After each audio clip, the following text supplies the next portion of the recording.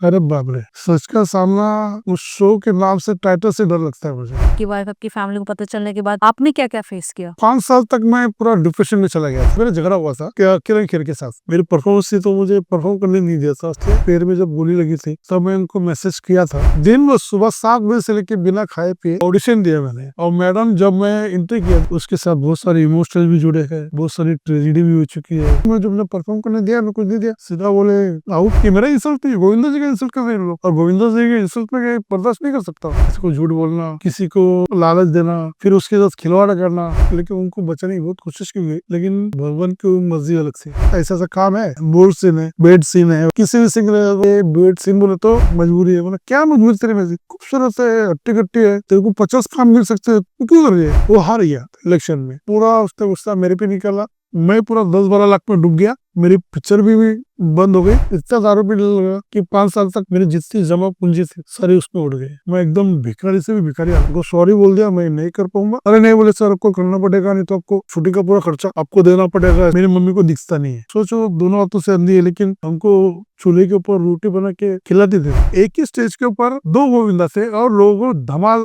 मजा आ गया था। मेरी वाइफ जो है वो आत्महत्या कर रही थी मेरे वजह से, मेरे कारण। एटीट्यूड अलग था, जितना पैसा कमाता था ऐसे करना। मेरी शादी होने के बाद भी मैंने कभी 1 रुपया घर में नहीं दिया था। भारी उड़ा काम नहीं था मेरे पास। तो मेरे औरत ने कि दूसरे के घर में जाके बर्तन मांज के मेरा घर चलाया है। सब जन लोग पहचानते हैं। कैसे देखिएगा? हेलो विकी जी, कैसे हैं आप? मैं बहुत बढ़िया हूँ मैडम, आप कैसे हो? एकदम बढ़िया। मैं गोविंदा सर की बहुत बड़ी फैन हूँ, तो हमारे ऑडियंस के लिए एक डायलॉग हो जाए। जरूर मैडम, क्यों नहीं। फिल्म का नाम है बड़े मियाँ छोटे मियाँ, और जब क्लाइमेक्स में गोविंदा जी और अमिताभ परेश रावल का आमना सामना आता है और परेश रावल गोविंदा और अमिताभ को बहुत नचवाते हैं, तब गोविंदा चिढ़ के क्या बोलते हैं पर ये परेश रावल से, तुम क्या अपने आप को मुगले आजम हमें क्या अनारकली समझता है बे? कितना नाचा रहा है। पहले के जमाने में नाचने वाले को सोना चांदी दिया करते थे, अब तो हमें बंदूक दिखा के डरा हुआ है। हाँ, बहुत पैसा भी है ये। अब हम कहते हैं 1 मिनट के अंदर जान दे। जाने नहीं तो, अरे नहीं तो क्या भैया, यहाँ पे आए हैं मैं आपसे मिलने, तो डांस करके जाएंगे, धमाल करके जाएंगे। Thank you. वाह, वेरी नाइस। बहुत ही अच्छा आपने डायलॉग लिया। ये तो हमने गोविंदा जी के बारे में बात की, पर हम एक्चुअली में जो रियल विकी है उनको जानना चाहते हैं। तो आप अपने बारे में कुछ बताइए। मेरा नाम है विक्की सबकाल है। कुली किताब बन चुका हूँ अभी फिलहाल तो। फिल्मों में काम किया हूँ, स्टेज के ऊपर काम किया हूँ, अभी भी कर रहा हूँ आप लोग की दुआ से। बस ऊपर वाला मालिक दे रहा है कि आप छोटे मोटे करो। तो विकी जी, आप पिछले कितने सालों से इस इंडस्ट्री में काम कर रहे हो? शुरुआत कहाँ से हुई? मैडम मेरी ऐसा है कि शुरुआत तो मेरी, मैं जब 10-12 साल का था तब हुई थी, लेकिन एज ए गोविंदा नहीं, अच्छा। As a dancer. हाँ। क्योंकि आज से 30-35 साल पहले डांस, रिकॉर्ड डांस का बहुत जमाना था। आपको पता होगा रिकॉर्ड डांस शादी में रखा जाता था, हल्दी मेहंदी में। Right, right. और वहाँ पे अमिताभ बच्चन का लुक लाइक आ रहा है, डुप्लीकेट गेटअप बन के आ रहा है, राजेश खन्ना का आ रहा है, देवानंद के आ रहा है। तो ऐसे मिथुन चक्रवर्ती साहब के आ रहा है। तो ऐसे मैं भी जब छोटा था तो मेरे दोस्त लोग को देखता था, हमारे यहाँ शोज होते थे, हम लोग दोस्त लोग जाते थे, तो मैं भी देखता था उनको कि यार क्या लाइफ है इनकी। क्योंकि सब उनको लाइक करते थे, आगे पीछे भागते थे। गोविंदा, अमिताभ बच्चन मेरे इधर आया डांस करने के लिए। तो तब से मुझे ऐसा लगा कि यार मुझे भी कोई बोलना चाहिए कि ये भी डांसर अच्छा है, या ये भी मेरे पीछे आना चाहिए दोस्त लोगों ने, या मुझे भी वाह वाह मिलना चाहिए। तब से मैं तब मैं डांस लाइन में आया हूँ। डांस लाइन में आया उसके बाद मैंने जर्नी स्टार्ट की है। आप पहले डांसिंग शोज करते थे, तो डांसर से गोविंदा लुक अलाइक बनना, तो ये जर्नी आपने कैसे तय किया? ये भी एक बहुत मजाक की बात है। मेरे कुछ दोस्त लोग हुआ करते थे, अभी भी है कुछ दोस्त अल्लाह को प्यारे हुए, लेकिन कुछ दोस्त है अभी भी। उन्होंने उनके मजाक मजाक मजाक में मैं गोविंदा का फैन बन गया और गोविंदा जी का लुक लाइक बन गया। और आज की डेट में मैं आज जो भी मेरे घर में दाल रोटी चलती है, दाल रोटी बनता है, आज जो भी हम लोग खाते हैं, आज गोविंदा भाई के नाम के वजह से खाते हैं। आज जो भी मेरा घर चलता है, मेरे घर का चूल्हा चलता है, तो गोविंदा भाई के नाम से चलता है। गोविंदा भाई मेरे गुरु है, मेरे सब कुछ। रही बात मैं कैसे बना, तो ऐसे ही फिल्म आई थी गोविंदा जी की, एक तो खुदगर्ज पिक्चर आई थी और दूसरी पिक्चर आई थी इल्जाम। इल्जाम पिक्चर देख के कुछ दोस्त लोगों ने झाड़ पे चढ़ा दिया कि यार एक हीरो आया है नया, वो तू डांस करता है स्टेज के ऊपर तो ऐसा वो भी डांस करता है, तू उसके ऐसा दिखता है जब तू कॉस्ट्यूम पहनता है ये करता है, तो तू गोविंदा का डांस क्यों नहीं करता है, बहुत अच्छा गाना चल रहा है। तो मैं भी बोला यार चलो गोविंदा का पिक्चर है इल्जाम है, उसमें गाना था मैं आया तेरे लिए, तो मैं भी फिल्म देखते चला गया। देखा तो बहुत बढ़िया लगा। मुझे भी कभी कभी ऐसा लगा आईने में जाके यार दिखता हूँ क्या, पीछे से दिखता हूँ क्या, तो थोड़ा थोड़ा लगता था हाँ यार कर सकता हूँ दिखता हूँ। लेकिन फिर बोलता नहीं यार, फिर दोस्त लोग चला था यार, फिर पिक्चर देखने गया, पिक्चर देखने आया, फिर वो पिक्चर देखने के बाद वो गाना देखा एक, फिर गाना बहुत अच्छा लगा, डांस अच्छा लगा, उसके सारे डांस अच्छे लगे गोविंदा जी के, तो मैं उनको फैन ही हो गया, उस दिन फैन ही हो गया। तो मैं उनका पिक्चर देखने के बाद प्रैक्टिस करने लगा, घर में आया प्रैक्टिस की डांस के, अच्छे से प्रैक्टिस की, उनके ऐसा वो चमड़े का वो लाल वाला वो सब बनाया घर में दोस्त से बोल के। फिर वो शो पहला शो किया मैंने हमारे इधर सीता क्या मुल्क है चेंबूर में, जब पहली एंट्री मैंने मारी है यानी कि मैं आया तेरे लिए, तो वहाँ पे लोगों ने जब तक मैं वो स्टेज से नीचे उतरा नहीं तब तक लोगों ने मुझे छोड़ा नहीं, एज अ गोविंदा बोल के ही लोगों ने मुझे वहाँ पे एक एक नहीं गोविंदा ही है, गोविंदा ही है। तब से मुझे लगा कि मैं गोविंदा हूँ, तब से लगने लगा, तब से मैं गोविंदा जी को फॉलो करते आया, गोविंदा जी की डांस करते आया। जब भी गोविंदा की फिल्में आती थी उनकी डांस देखता था, और डांस करते करते करते करते आज गोविंदा जी के नाम से ही आज तक चल रहा हूँ। वाह! तो क्या आपको कभी गोविंदा जी से मिलने का मौका मिला है? मैडम गोविंदा जी से मिलने का मौका मैंने कभी चाह नहीं था कभी कि उनसे मिलूं, लेकिन एक दिन ऐसा था कि मेरे कुछ दोस्त लोग फिल्म सिटी पे शूटिंग देखने जा रहे थे, और वहाँ पे दोस्त लोग ने ही बोला था कि गोविंदा जी भी शूट कर रहे हैं, तो फिल्म थी सिंदूर। और उनका सीन था जब नीलम इन लोग चंदा मुंगते गुलशन ग्रोवर जी के साथ फाइट की सीखे फाइट का सीन था। तो वहाँ पे हम लोग पहली बार मैंने गोविंदा जी को फेस टू फेस देखा था। तब मैं गोविंदा जी के साथ गया, उनसे हाथ भी मिलाया था, लेकिन वो टाइम पे कोई मोबाइल वोबाइल का ज़माना था नहीं, कोई मैं डिजिटल कैमरा खरीदूं इतना बड़ा पैसे वाला था नहीं, तो मेरा कोई कैमरा भी नहीं था, लेकिन वैसे मैं मिला उनसे तभी।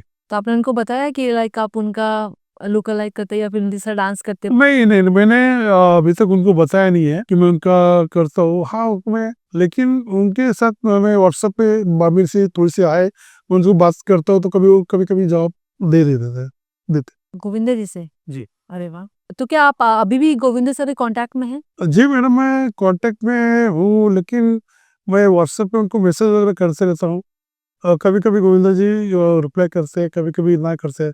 अभी मैंने लास्ट टाइम उनका जो पैर में जब गोली लगी थी तब मैं उनको मैसेज किया था, तो लेकिन मेरे उनसे फिर उनको रिप्लाई नहीं आया। फिर उनके भांजे साहब है जिनके साथ मैंने काम किया था, उन्होंने मुझे बताया कि अभी चाची जी की तबीयत अभी ठीक है। विकी जी, जैसे कि आपने बताया कि आपके पास गोविंदा सर का नंबर है, तो बहुत सारे ऐसे स्टार्स थे जो अपना नंबर देते हैं, तो आपको उनका नंबर कैसे मिला? जी मुझे एक बहुत बड़ी शख्सियत है अभी थी, बेचारे वो अल्लाह को प्यारे हुए, उनका नाम था जूनियर महमूद जी। उन्होंने मुझे गोविंदा जी का नंबर दिया था, क्योंकि जूनियर महमूद जी ने गोविंदा जी के साथ बहुत सारी फिल्में की है और उनके साथ उनका बहुत अच्छा रिलेशन था। तो मैंने और मेरे साथ भी मेरे बड़े भाई जैसे वो ऊपर वाला अच्छी जगह उनको जन्नत बख्श दे, और बहुत अच्छे इंसान थे। उन्होंने मुझे गोविंदा जी का नंबर दिया था, और उन्होंने प्रॉमिस भी किया था कि मैं गोविंदा जी के घर पे जाके पर्सनल टुकड़े से मिलाऊंगा और बोलूंगा कि ये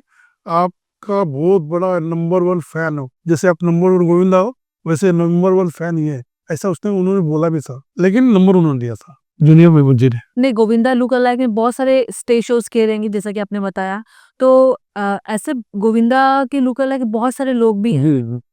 तो ऐसा कभी हुआ कि आप सब एक ही स्टेज पे हो? तो ऐसा कोई इंसिडेंट आपको याद है अगर आप शेयर करना चाहें तो? जी मैम, ऐसा है कि आज से 15 साल पहले रामगढ़ के शोले एक पिक्चर आई थी जिसपे लुक लाइक लोग थे, देवानंद, गोविंदा, अनिल कपूर, ये लोग थे। तो उनमें से गोविंदा जी जो थे आनंद भाई, वो मेरे अच्छे दोस्त है। किशोर भाई जो देवानंद, वो मेरे अच्छे दोस्त है। तो हमारे इंडस्ट्री में और एक इवेंट ऑर्गेनाइजर थे जॉली विस्की बोल के, बहुत बड़ा नाम था, आप शायद जानते भी होंगे। तो वो इवेंट करते थे वो, तो उन्होंने मुझे गोविंदा जी अपने भाई है आनंद भाई, उनको और किशोर भानुशाली जो देवानंद करते हैं, वो भी बहुत अच्छे इंसान। उनको हम तीनों को लेके जोधपुर में हम लोग ने एक इवेंट किया था शादी का। और गोविंदा भाई जो हमारे आनंद भाई है, उन्होंने वहाँ पे सिंगिंग किया था और मैंने वहाँ पे डांस किया था। अरे वाह! एक ही स्टेज के ऊपर 2 गोविंदा थे और लोगों को धमाल मजा आ गया था। वाह! तो अभी तक आपने गोविंदा लुक अलाइक में सिर्फ 2 लोग ने काम किया या फिर उससे ज़्यादा में भी काम किया आपने? नहीं, मैंने तो बहुत लोगों के साथ काम कर लो अपने लुक लाइक के साथ, तो मेरे सारे लुक लाइक अपने भाई है। हमारी एक संस्था भी है, all India look like United look like बोल के हमारी संस्था भी है, तो उसमें बहुत सारे लुक लाइक भाई भी है। तो सारे बंदे अपने भाई है, सारे लोग मुझे रिस्पेक्ट भी देते हैं, मैं उनको रिस्पेक्ट करता हूँ। और जो नए लोग हैं उनकी भी रिस्पेक्ट करता हूँ, नए लोग भी बहुत आया, उनके साथ भी शोज करता हूँ। जैसे सलमान खान के लुक लाइक है, अमिताभ के लुक लाइक है, शाहरुख खान के लुक लाइक है, शाहरुख खान के लुक लाइक प्रशांत भाई है, ऋतिक रोशन के लुक लाइक है हमारे रुपेश भाई है, उनके साथ शो करता हूँ। अमिताभ के लुक लाइक है फिरोज भाई थे बेचारे, अब दूसरे भी है, शशिकांत है। अभी प्रेज़ेंट में भी आप गोविंदा लुक अलाइक का काम करते हैं या फिर साथ में एक्टिंग या फिर कुछ और काम भी करते हैं? मैडम ऐसा है कि गोविंदा जी को तो मैं कभी छोड़ नहीं सकता हूँ, वो मेरे तो खुद में रस में भरा हुआ है गोविंदा जी, और वो मरते दम तक मैं गोविंदा जी करता रहूँगा। लेकिन फिलहाल मैंने थोड़ा सा कुछ दोस्तों की वजह से, खुद खुद की वजह से गोविंदा जी का थोड़ा काम, लुक लाइक का काम थोड़ा कम होने लगा, तो मैंने फिर सीरियल में कुछ सीरियल में काम करने लगा हूँ। सीरियल में काम कर रहा हूँ, फिल्म में थोड़े छोटे मोटे काम कर रहा हूँ, वेब सीरीज में काम कर रहा हूँ। तो ये भी एज ए विक्की बोल के, विक्की सबकाले बोल के एज ए एक ट्रैक ये भी चालू किया हुआ मैंने भी। जैसा कि अभी आपने बताया कि एट प्रेज़ेंट आप एज़ अ विक्की काम कर रहे हैं सीरियल्स में, मूवीज़ में। तो अब हम चाहते हैं कि हम रियल विक्की के बारे में बात करें, तो आप प्लीज़ चश्मा पहले हटा सकते हैं? जरूर मैडम, गोविंदा जी को थोड़ा सा सीट पे, और मैं हूँ विक्की सबकाले। ओके। तो सर जी, अगर आपको विक्की सबकाले को एक सेंटेंस में डिफाइन करना रहे तो आप क्या कहना चाहेंगे? कौन है विक्की सबकाले? विक्की सबकाले मैम एक छोटा सा ऊपर वाले ने बनाया हुआ एक बंदा है, जो बहुत सारी कहानियों के बीच उसके साथ बहुत सारे इमोशनल भी जुड़े हैं, बहुत सारी ट्रेजेडी भी हो चुकी है। और अभी फिलहाल बोलते हैं ना, एक लेवल आता था, आप भी देव, अब मार्टी में एक माने हैं कि देवा देवा देवा देवा देवा, वैसा मैं अभी जब कर रहा हूँ, देवा देवा देवा। मैंने आपको सच का सामना शो में भी देखा था। वो इतना पॉपुलर शो था। वो शो करने के बाद आपकी लाइफ में क्या-क्या चेंजेस आए? अरे बाप रे, सच का सामना मेरा ऐसा वो शो था कि मैं आज उस शो के नाम से, टाइटल से डर लगता है मुझे, क्यों ऐसा? क्योंकि उस शो ने मेरी जिंदगी एक तरफ से बर्बाद ही कर दी थी। मेरी जिंदगी खत्म हो गई थी, लेकिन भगवान की दुआ है कि मेरी ज़िंदगी भगवान तबाह होने से बची। और मैं आज आज मुझे बहुत पश्चाताप हो रहा है कि मैं सच का सामना ऐसे बड़े प्लेटफ़ॉर्म पे गया हूँ। सच का सामना जो शो है, वो एक सबको ऐसा लगता है कि वो एक स्क्रिप्टेड शो है। तो उन्होंने आपको पहले बताया रहेगा लाइक कि मतलब आपकी पूरी लाइफ का सच वो निकालने वाले हैं। तो फिर आप गए क्यों शो में? नहीं, नहीं, नहीं, ऐसा है कि सच का सामना, इस पे बहुत सारे लोग रिसर्च करते हैं, जिसको बुलाना नहीं ना, वो उसके ऊपर बहुत रिसर्च करते हैं। कम से कम 5-6 महीना उन लोग उसके उसके बारे में पूरी जानकारी निकालते हैं।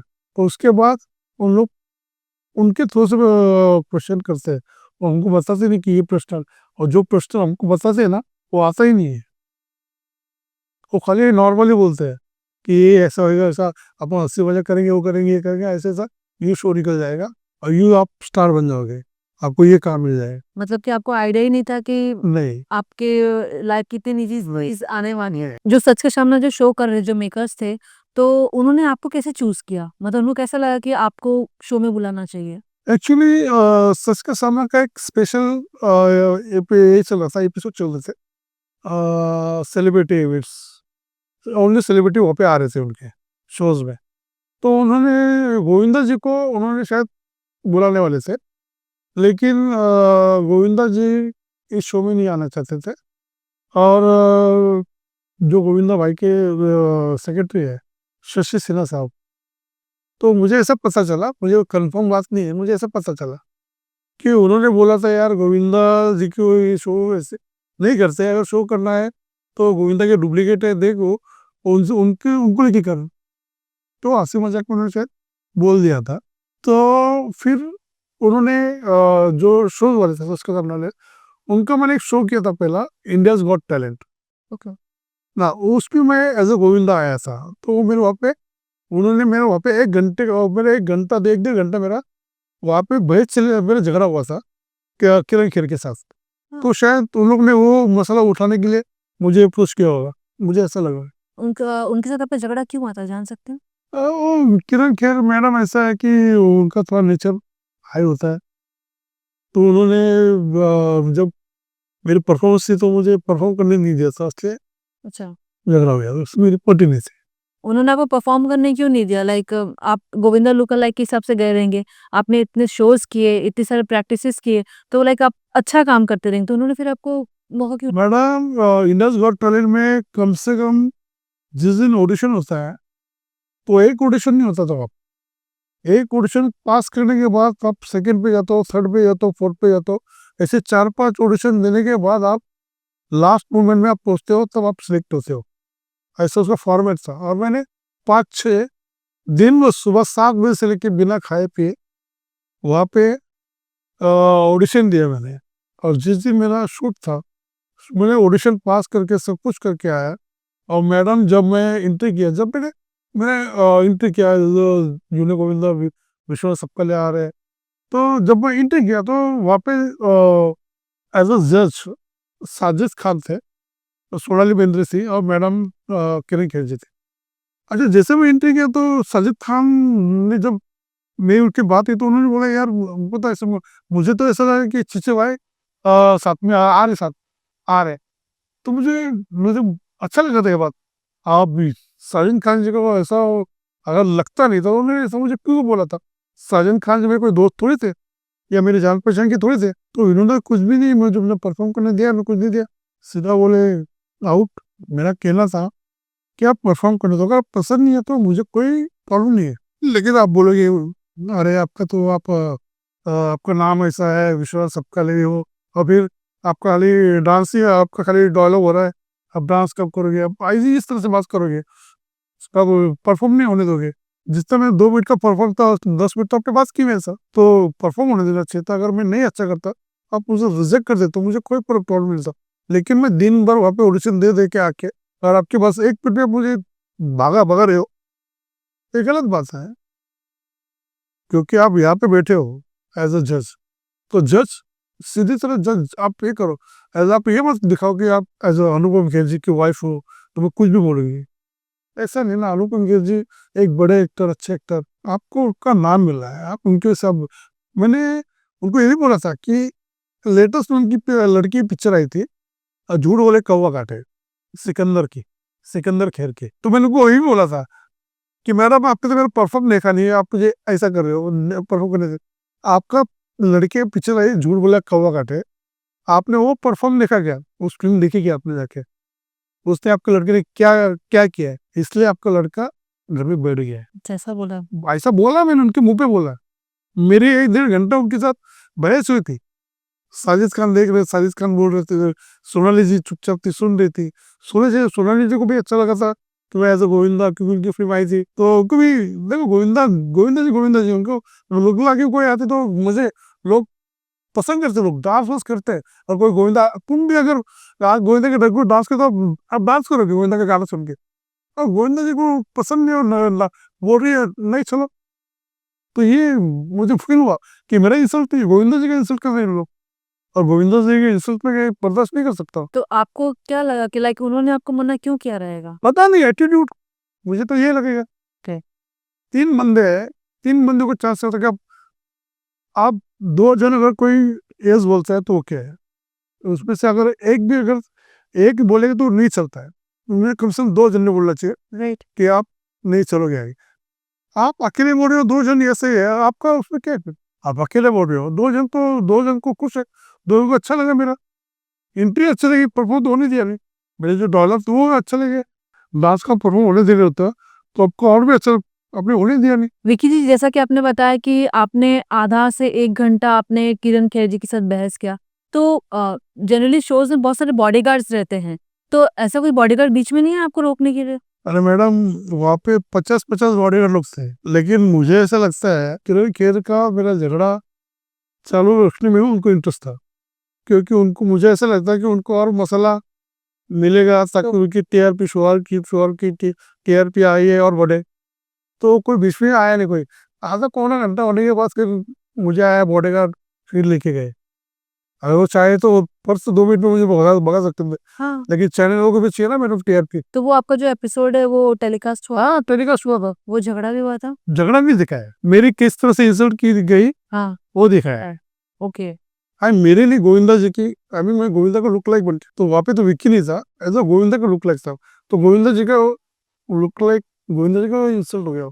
तो मेरा मुद्दा क्या था मैडम, मेरा कोई पर्सनल इशू नहीं था उनके साथ, मैं यही चाहता था मेरा परफॉर्मेंस देखो, अगर पसंद नहीं आया तो वो रिजेक्ट करो, लेकिन इस तरह से मैं गोविंदा बन के आया हूँ, तो मैं नहीं हूँ, मैं गोविंदा को वहाँ पे आया हूँ लेके, तो आप मेरी इंसल्ट नहीं कर रहे हो, गोविंदा जी की नहीं इंसल्ट कर रहे हो। और गोविंदा जी की इंसल्ट में किसी भी जन्म में कोई भी बंदा मेरे सामने करेगा तो मैं होने दूंगा नहीं, क्योंकि आज मैं जो भी गोविंदा जी के नाम से ही मेरा घर की रोटी आज भी चलती है और हमेशा चलती है। वो मेरे गुरु है, मेरे भगवान है, मेरे अन्नदाता है, उनके बारे में बुरा मैं कभी भी सुन नहीं सकता हूँ। जैसा कि आपने बताया कि लाइक इसने जो ये आपने मसाला दिया उनको, तो उसकी वजह से उन्होंने आपको सच के सामने में बुलाया। हाँ, जरूर हो सकता है कि शायद उनको वहां नहीं मिला तो यहाँ पे मिल जाए, और यहाँ पे उनको बहुत कुछ मिल गया, वो जब उनसे ज्यादा यहाँ पे मिल गया उनको। तो आपने कहा कि आपका बहुत ही बुरा एक्सपीरियंस था, तो मतलब लाइक ये सच उनको पता चलने के बाद, आपकी वाइफ, आपकी फैमिली को पता चलने के बाद आपने क्या-क्या फेस किया? मैडम, तभी तो मैं ऐसा ऐसा हो गया था कि 5 साल तक मैं पूरा डिप्रेशन में चला गया था। पा 5 साल, 5-6 साल मैंने जितनी भी मेरी कमाई थी, मैं बाहर गाँव शोज करने जाता था, स्टेज की लाइन में मैं अच्छा कमाता था, मुझे महीने के कम से कम 20-25 शो में करता था डेली, आउटडोर टूर करता था, इंडिया के बाहर जाता था, सारा पैसा मैंने अच्छा अच्छा खासा पैसा भी कमाया था। लेकिन उस शो के बाद मेरी हालत ऐसी हुई कि मुझे कोई मेरे से कोई बात करने को तैयार नहीं है, अकेला हूँ, अकेला हो गया था। अकेलेपन में क्या करते इंसान, एक तो दारू, सिगरेट, तो इसका आदी हो जाता। तो मैं बहुत दारू पीने लगा, इतना दारू पीने लगा कि 5 साल तक मेरी जितनी जमा पूंजी थी सारी उसमें उड़ गई। मैं एकदम भिखारी से भी भिखारी हालत हो गया, कोई नया काम देने वाले को तैयार नहीं है। जो मुझे मेरे मेरे साथ रहते थे 4 दोस्त लोग, जो उनको मैं मेरे खास दोस्त समझता था, मेरे सुख दुख के साथी समझता था, वो मेरे से लंबे चले गए। मेरे रिश्तेदार जो मेरे चाचा और सब, मेरे चाचा थे, मेरे मौसी की लड़के थे, मौसियाँ थी, मेरी लोग थी, मौसी की लड़के, तो सारे सारे लोगों को मैं बुरा दिखा, और मैं था बुरा, लिखा क्या है, मेरी सच्चाई उन लोगों के सामने आ गई। तो उन्होंने मुझे वो पनिशमेंट दिया कि कोई मुझे बात नहीं कर रहा था, कोई भी फंक्शन में मुझे कोई बुलाता नहीं था, किसी घर में शादी हो, किसी घर में बर्थडे हो, किसी घर में मंगनी हो, कोई भी फंक्शन में मेरे घर वाले, मेरे सगे वाले मुझे कोई बुलाते नहीं थे, मुझे बाइकआउट कर दिया था। मैं अकेला घर पे था, अकेला जी रहा था। मेरी वाइफ 6 महीने चली गई स्टक के बाद में, 6 महीने के बाद, 6-7 महीने के बाद मेरे माँ ने, मेरे बाप पिताजी ने जाके मेरे वाइफ को लेके आए समझा बुझा के, नहीं मेरे पिताजी नहीं थे तभी, सॉरी, मेरी मम्मी और मेरी बहन थी, तो उन्होंने जाके समझा बुझा के, क्योंकि मैं मेरी मेरी मम्मी को दिखता नहीं है दोनों, उनको खाना बनाने में मेरी छोटी बहन थी, तो लेके आए। तो फिर मेरी वाइफ भी उनके लिए आई घर पे, मेरे लिए नहीं आई, क्योंकि उनको कोई खाना खिलाने वाला कोई नहीं, बना के खिलाने वाला कोई, तो आई। तो फिर भी वो मेरे साथ बात नहीं करती थी, खाली चाय चाय देना, खाना वाना देना, उतना ही हम लोग का होता था। मैं कितनी बार रोज सुबह से शाम तक माफी मांगता था, फिर भी वो कभी माफी एक्सेप्ट नहीं करते थे, कुछ नहीं करते। लेकिन धीरे धीरे धीरे धीरे धीरे 2-2.5 साल के बाद फिर हम लोग के रिश्ते अच्छे हो गए, और आज के डेट पे बहुत अच्छे हैं। तो तभी भी जब आपकी वाइफ ने एक्सेप्ट कर लिया, तो उसके बाद भी फिर आप दारू पीते थे? नहीं, या फिर उसके बाद तो लत लगी, तो दारू पीना वो इस तरह से नहीं पीता था। कम हो गया? फिर कम हो गया, बहुत कम हो गया। फिर मैं सोचने लगा कि यार कब तक घर में बैठा जाए, घर में बैठूंगा तो वही वही सब याद याद आएंगी। आपने ये एडमिट किया कि आपने जो भी किया था वो गलत किया था। जनरली लोगों को ऐसा लगता है कि लाइक वो कुछ गलत काम कर रहे हैं तो कोई नहीं देख रहा, कर लेते, कुछ फ़र्क नहीं पड़ता। लेकिन भगवान सब देख रहे होते हैं, और देखा जाए तो बोलते हैं अपने कर्मों का फल इसी जन्म में भुगतना पड़ता है। जी, जी, जी। और मुझे ऐसा लगता है, सॉरी, लेकिन शायद आपको वो भुगतना पड़ा। जैसे कि ऐसे बहुत सारे लोग हैं जो गलती करते हैं, उनको ऐसा लगता है कोई देख नहीं रहा, लेकिन एक्चुअली भगवान देख रहे हैं। तो वैसे लोग को आप क्या कहना चाहेंगे? मैडम, मेरा तो ऐसा एक्सपीरियंस रहा इस बात के लिए कि एक ज़माने में मैं ऐसा समझता था कि कुछ भी नहीं है, किसी को झूठ बोलना, किसी को लालच देना, फिर उसके साथ खिलवाड़ करना। तो आज मैं सोचता हूँ कि आज जो करता था, तो मैं ऐसे ही करता था कि चलो मेरे पीछे बहुत है। एटीट्यूड था, लेकिन एटीट्यूड बहुत गलत है। हमको लगता है कि हमको कोई देखता नहीं है, हम जो करते वो सही है, लेकिन दोस्त नहीं।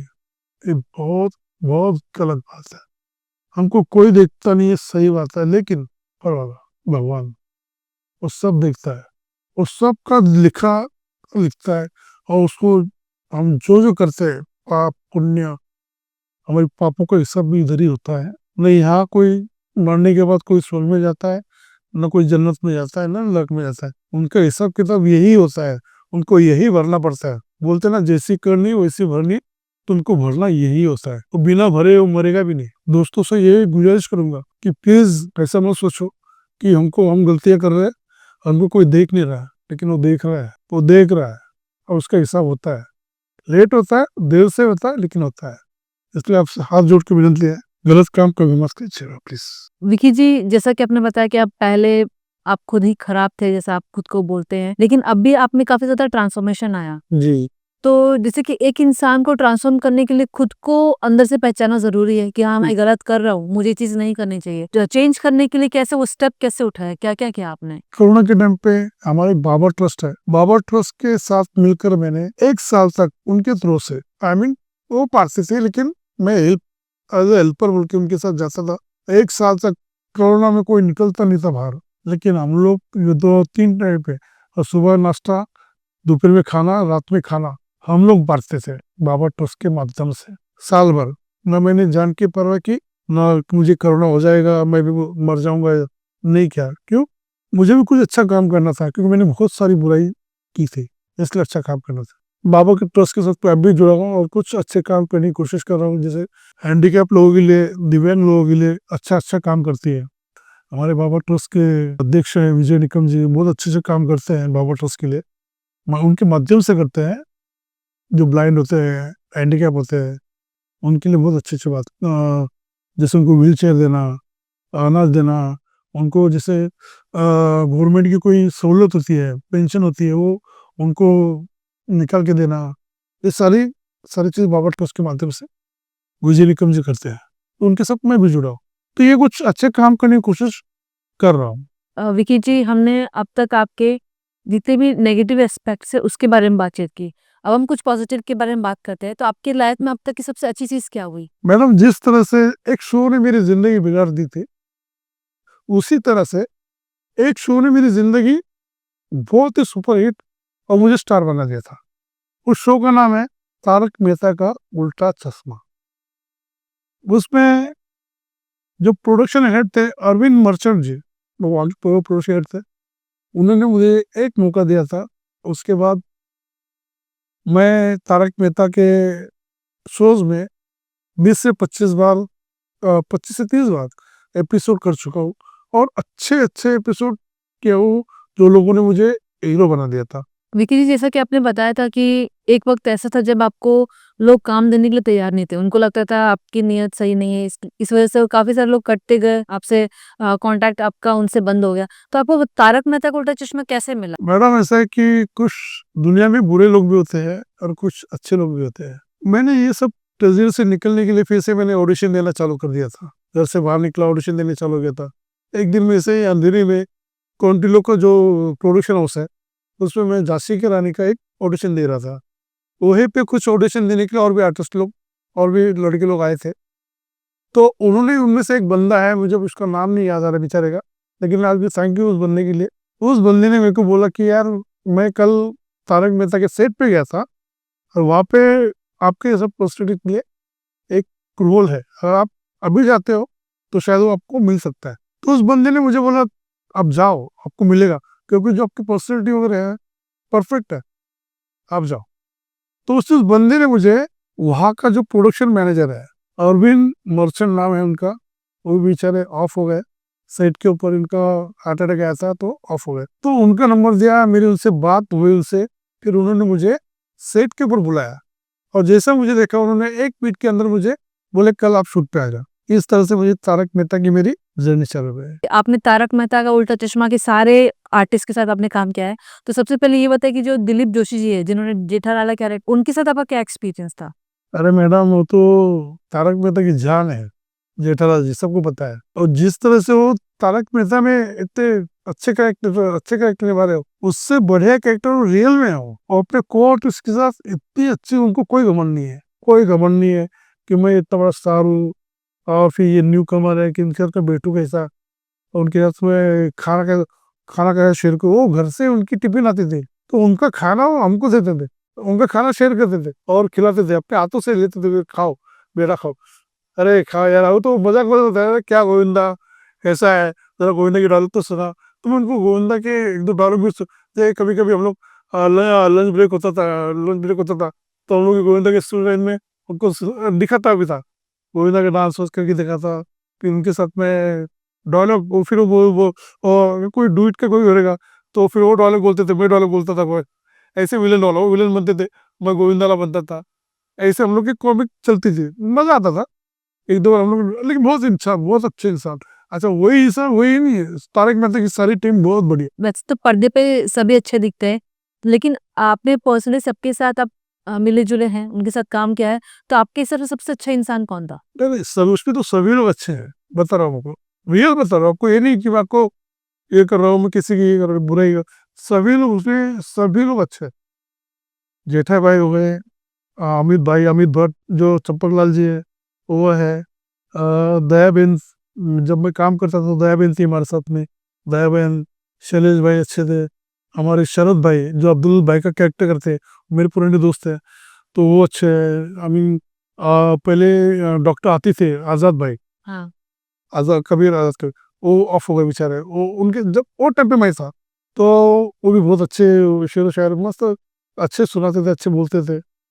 फिर तन्मय है बागा, वो अच्छे है, अच्छे एकदम रिलेशन में। अपने अय्यर है, मिस्टर अय्यर है, बहुत बढ़िया इंसान है, बहुत बढ़िया इंसान है, कभी भी जाओ कभी भी मिलो, मस्त एकदम।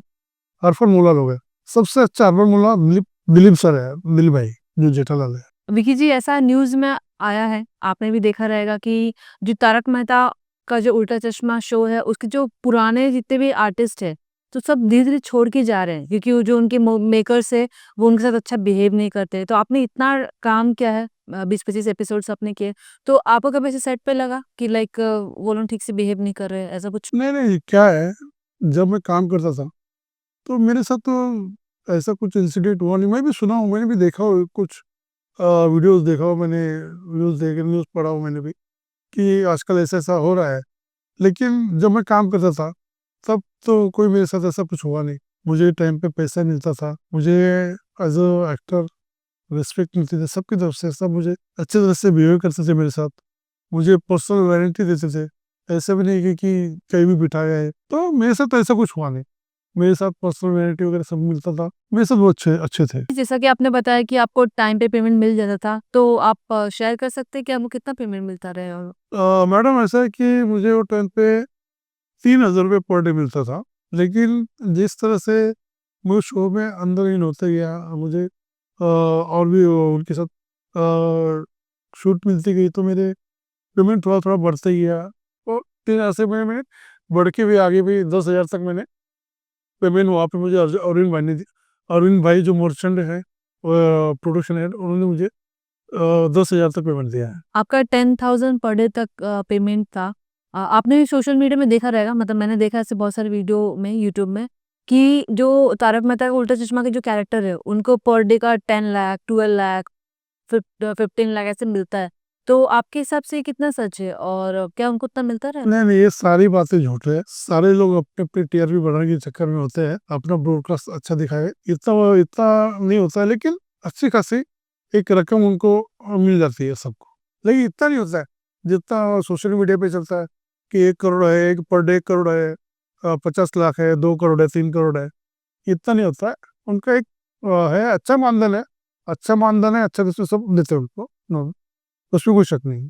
विकी जी, जब हम कहीं पर काम करते हैं और बहुत ज़्यादा लोगों से मिलते हैं, मतलब बहुत ज़्यादा बार काम करते हैं, तो उनसे कंटिन्यू इंटरेक्शन होता रहता है, तो काफ़ी लोगों के साथ ऐसी पर्सनल बॉन्डिंग अच्छी बन जाती है। तारक मेहता का उल्टा चश्मा में ऐसे कोई है जिनके साथ आपका पर्सनल बॉन्डिंग बहुत ही अच्छा रहा है, चाहे वो एक्टर हो या फिर कोई टेक्नीशियन हो, ऐसा कोई है? फिलहाल तो जिंदा नहीं है। उनका नाम है अरविंद मर्चेंडे, जो तारक मेहता के टीम के प्रोडक्शन हेड थे। और उस बंदे का मैं इतना बड़ा फैन हूँ। वो बंदा मेरे लिए भगवान है। वो बंदा मेरा अकेले का नहीं, वो जितने भी वहाँ पे उनके पास काम आने जाते थे मेरे जैसे लोग, तो उनको कभी निराश नहीं करता था। भाग वो उसको वापस नहीं भेजता था, उनको कुछ ना कुछ काम देता था। इतने अच्छे वो अरविंद मर्चेंडे साहब थे। लेकिन ऊपर वाले ने, भगवान ने उनको, अच्छे लोगों को बोलते हैं ना कि जल्दी बुला लिया लिया जाता है अपने पास, वैसे अरविंद भाई को भी भगवान ने अपने पास बुला लिया। उनको सेट के ऊपर ही अटकाया था उनको, लेकिन उनको बचाने की बहुत कोशिश की गई सारी टीम ने, लेकिन भगवान की मर्जी अलग थी।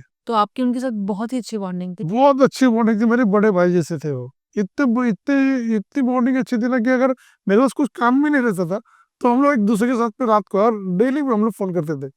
वो मुझे बताते थे, मैं उनको कुछ बातें बताता था। वो अपना एक प्रोजेक्ट चालू करने वाले थे, तथागत बोल के, गौतम बुद्ध के ऊपर उनका एक सीरियल चालू करने वाले थे खुद का। तो उन्होंने उनके प्रोडक्शन के, उनका प्रोजेक्ट के बारे में भी मेरे साथ डिस्कस करते थे। वो तथागत बोल के चालू करने वाले थे वो बहुत जल्दी, लेकिन नहीं हो पाया। जैसा कि आपने बताया कि आपकी उनके साथ बॉन्डिंग बहुत ज़्यादा अच्छी थी, हम्म। तो हम अक्सर ऐसा देखते हैं कि जैसे फॉर एग्जांपल के लिए बाघा, वो 1-2 एपिसोड के लिए आए थे, लेकिन उनको फिर कंटिन्यूटी में डाल दिया गया। तो क्या आपके साथ ऐसा नहीं हुआ, लाइक कि आप इतना अच्छा काम कर रहे हैं, तो आपको भी ऐसा कंटिन्यूटी में डाल दो? नहीं नहीं, मेरे साथ भी होने वाला था। मुझे, मेरे साथ भी अरविंद भाई ने मुझे प्रॉमिस किया था कि मैं तुझे यहाँ पे फिक्स कराऊंगा, और नहीं फिक्स करूंगा तो मैं कम से कम तुझे महीने के कम से कम 20 दिन, तो 15 से 20 दिन तुझे काम दूंगा। जहाँ मैं 1-2 बार महीने में 1-2 बार करता था, वहाँ मैं 15 से 20 दिन दूंगा। लेकिन वो मेरे कोशिश कर रहे थे कि वहाँ पे कंटिन्यूटी में मेरा मेरा एग्रीमेंट हो जाए, या मुझे फिक्स कर ले वहाँ पे एक पेमेंट के साथ में, जो भी है वो सोच रहे थे और वो करने वाले थे। उन्होंने मुझे बोला था कि मैं करूँगा ज़रूर, लेकिन नहीं हो पाया। ऊपर वाले की मर्जी नहीं थी, वो हमारे बीच से इससे पहले चले गए। तो तारक मेहता का जो उल्टा चश्मा जो आपने किया, वो सच का सामना जो आपने किया था, उसे कितने साल बाद हुआ? और तारक मेहता का उल्टा चश्मा ने आपकी ज़िंदगी को किस तरीके से चेंज किया? मेरे जिंदगी के अंदर में तारक मेहता और सच का सामना, ये 2 शो को मैं भूल नहीं सकता हूँ। तारक मेहता ने मुझे, मैंने पहले भी आपको बताया, तारक मेहता ने मुझे स्टार बना दिया, और सच का सामना ने मुझे पहचान तो दिलाई, लेकिन नेगेटिव। हालांकि दोनों ने मुझे पहचान दिलाई कि एक्टर है, लेकिन सच का सामना ने मुझे दिया है एक नेगेटिव का थप्पा कि ये कैरेक्टरलेस आदमी है। और उसी दूसरी ओर तारक मेहता का उल्टा चश्मा ने, उनके यहाँ मुझे उनके प्रोडक्शन में काम देखे, छोटे मोटे रोल करता था मैं, तो उन्होंने मुझे एक स्टार का किताब दे दिया था। क्योंकि मैं जब भी टेलीकास्ट होता था, मेरा कोई एपिसोड आता था, तो मुझे स्टार जैसा महसूस होता था। क्योंकि मैं जब घर से निकलता था, तो मेरे बिल्डिंग के लोग, मेरे बाहर वाले जो मुझे पहचानते भी नहीं थे, वो मुझे आके मेरे साथ सिग्नेचर, पहले तो बहुत ज़्यादा सिग्नेचर ही होता था। सिग्नेचर हाथ के ऊपर, लड़कियां हाथ के ऊपर सिग्नेचर लेती थी। कोई बच्चे लोग मेरे घर पे आते थे, और उनकी नोटबुक लेके आते थे टेलीविजन के। फिर बच्चे लोग, कोई कोई तो जो फोटोग्राफर को लेके आते थे, मेरे साथ फोटो वोटो निकालते थे घर पे मेरे। फिर मैं कई बार, मुझे इवेंट में बुलाया जाता था, मुझे इवेंट में बुलाने के बाद फिर मैं वहाँ पे थोड़ा सा, वैसे ही मेरा वो काम दूसरा एक चालू हो गया था मेरा, तारक मेहता की वजह से आमदनी चालू हो गई थी। वहाँ पे कहीं किसी के इधर जाता था शादी में, किसी का भी फंक्शन है, किसी ओपनिंग है, तो वहाँ पे कुछ थोड़ी बहुत कमाई हो जाती थी तारक मेहता की वजह से। तो ऐसे बहुत सारा तारक मेहता में दिया मुझे बहुत कुछ। तो कितने साल का डिफरेंस था सच का सामना और तारक मेहता में? वही 4-5 साल में हम लोग करो। मतलब 5 साल का आपको तारक मेहता मिल चुका था। आपने लास्ट एपिसोड तारक मेहता का कब किया था? मैंने लास्ट एपिसोड, मेरे ख्याल से गुंडा वाला था कैरेक्टर, हाँ। गुंडा वाला कैरेक्टर था। मैं आता हूँ, और वहाँ पे चंपकलाल और जेठा भाई, दया बहन सारे लोग आंदोलन करते हैं। मैदान होता है वहाँ पे, मैदान बचाने का एक आंदोलन होता है। वो मैदान बचाने के लिए, आंदोलन के लिए घर घर जाके उन लोग समझाते हैं कि बाबा हमारे एरिया में ये मैदान है तो उनको बचाना चाहिए, इसलिए आंदोलन करते हैं। और वहीं पे एक कैरेक्टर था बिल्डर। वो बिल्डर का, वो बिल्डर नहीं चाहता कि वो मैदान मैदान रहे उसको, क्योंकि उसको जगह पे बिल्डिंग बनानी होती है या कॉलोनी बनानी होती है, ऐसा कुछ। तो मैं, वो बिल्डर मुझे बेचता है गुंडा, मैं गुंडा होता हूँ तो मुझे धमकाने के लिए बेचता है। तो वो एपिसोड मैंने लास्ट किया था शायद। हाँ, तो वो कितने साल पहले किया था आपने? मेरे ख्याल से ये 2012 या 13 में रिलीज होता ही है। वो लास्ट था, उसके बाद 13 में शायद, हाँ। फिर नहीं, उसके बाद फिर मैंने मेरा काम मुझे इधर ये सेट में ज़्यादा चल रहा था, तो वहाँ पे फ़ोन, अरुण भाई मुझे फ़ोन करते थे।